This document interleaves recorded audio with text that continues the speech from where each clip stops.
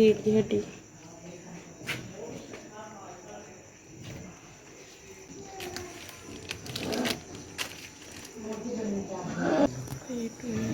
Operation होए ने पहले दोनों मेरे बेटे ने बीमार ने ते ना पैसे की वजह तो इलाज ही नहीं हो सकता। ना तो बेचारा बोल सकता ना खुद कुछ खा पी सकता। मियाँ साहब मेरे सफाई का करते हैं, मालियां का करते हैं। कभी दिहाड़ी लगती कभी नहीं लगती। ਇਹਦਾ ਗੁਰਦਿਆਂ ਦਾ ਮਸਲਾ है, गुर्दे खराब ने बहुत ज़्यादा ते मसाना बिल्कुल काम ही नहीं करता। बैग खराब हो गया सी ते पैसे नहीं आए, उन्हें छापर दे विच लाया होया है। 2 बच्चे ने, दोनों मजदूर ने।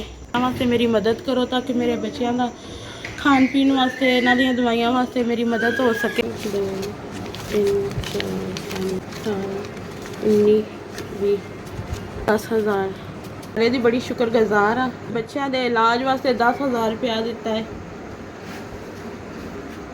मैं बड़ी परेशान सा।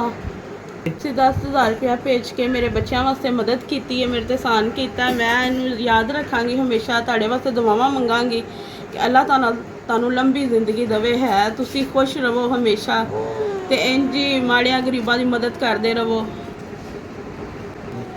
अल्लाह तुहाडे इदारे नूं फैलाए, इंज तुसीं गरीबां दी मदद करदे रहो। अल्लाह ताला तुहाडे इदारे नूं होर वधाए और तुसीं गरीबां दी मदद करो जिहड़े बेचारे परेशान ने। मेरे को लफाज नहीं कि मैं उदारे का किंज शुक्रिया अदा करा है। मैनू बोलना नहीं आ रहा, मैनू दसना नहीं आ रहा कि मैं किंज, मेरे को लफाज नहीं मिल रहा कि मैं किंज तुहाडा शुक्रिया अदा करा है। तुहाडा 10,000 रुपया कलिया होया मेरे को आ गया, मेरे तक पहुँच गया। बहुत शुक्रिया। अल्लाह पाक तुहानू खुश रखे।